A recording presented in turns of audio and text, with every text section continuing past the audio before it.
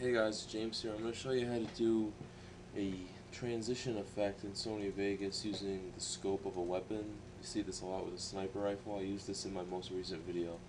So I'm going to open up Vegas. I'm just going to show you it already finished what it looks like. So I have this sniping clip here.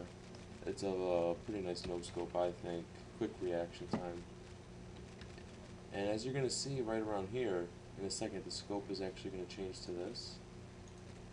To the bottom clip. So here's how it's going to look. I'm just going to run it through with the arrow keys. So as you see in a second, the scope actually pops up right here, and then it just transitions right into it. So how we did that? Well, first of all, you're going to want to make two video tracks. You can just right click and press insert video track, and then you're going to want to have the first clip on top with the second clip on bottom. I have them overlapping a little, so this means you're actually able to see the effect before the top video goes away, and then what happens is it zooms into the second one. It's a little laggy. I'm just going to change the quality to preview. So how we do this, you're going to right click on your clip, go to video event, pan and crop, and you're going to want to check the mask button. Now, I know there's a couple different versions of Vegas. If you don't have like a pro version, or one of the versions with all the options, you might not have masking, in which case you can't do this. Sorry guys, you just have to pay for it or find a way to get the other version. So what we're going to do here is first these are keyframes. If you don't know how to use keyframes, try watching another video. There's plenty of good YouTube guides on how to do keyframes and stuff. So right before we want the scope effect to start, we're going to put what I like to call just a default keyframe, no settings. You just go to the spot in the timeline and add the keyframe. The next thing you do is go over a couple keyframes, in this case just one. You can see I haven't started it yet, so I guess I have two buffers, like two keyframes with no data right now. That's just how I set up. The effect is already complete, I'm just showing you guys how I did it. So right here we're going to see a whole bunch of little dots that make a circle, and I'll show you guys what they do.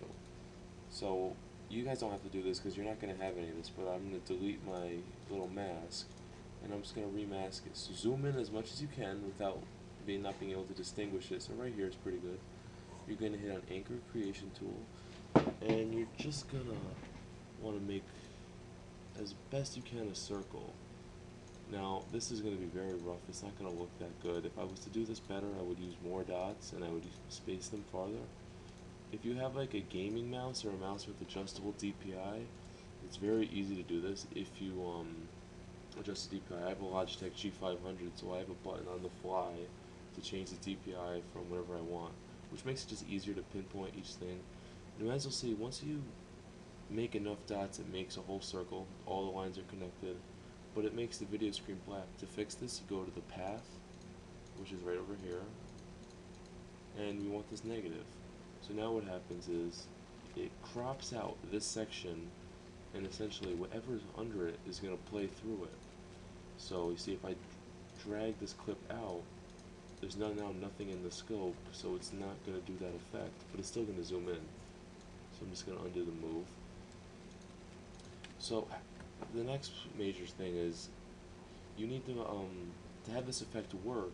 You can either create this by making a still frame, in which case you would select the best quality and then full frame, and then take a screenshot and add the screenshot right where you want it to begin, and then that way you could, I guess, make it fade in or something. I've done it a couple times in other videos, but if you want to make your video look a little better, I suggest spending the time and actually individually making a bunch of keyframes. Now as you'll see, let me select the mask again. So as you'll see, the scope actually moves, and I don't have the mask perfect. I'm just going to zoom in so you guys can see. There's the mask. So we'll start at the first keyframe. As you see, the scope moves around, and I do my best to have a mask at every little keyframe so it shows the scope movement. Now in the actual preview, in the actual video, this effect is going to happen very fast, so most people probably aren't going to notice if you don't do one, but just make a couple of these keyframes. Like, start off with one right at the beginning, right in the middle, right at the end, and then see what else you need, depending on how much movement there actually is in the clip. It's not that hard to do, it's just a little time consuming, And as you can see, there's also a zoom in effect, and we just do this by, again, creating a keyframe with nothing changed. I like to call this like the default frame. And then to show some movement in the progress of the zoom in, we'll create it a little farther back, and then our very last keyframe will be right here, where it's actually zoomed in all the way. And we just do this by taking the sides of this and zooming it all the way in. I think I have an option deselected in Vegas that's like messing up the aspect ratio, but that's okay. And then it looks like it's a little cut off on the sides. I'll zoom in a little more.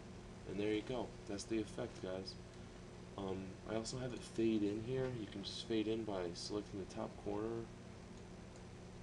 You just select the top corner with the blue little notches and change it. You can change your fade settings by right-clicking the fade area and then going to a fade type. Or you can go to transitions and add a transition to add that clip in. Hope you guys enjoyed. Thank you. Rate, comment, and subscribe if this actually helped you out. Thanks, guys.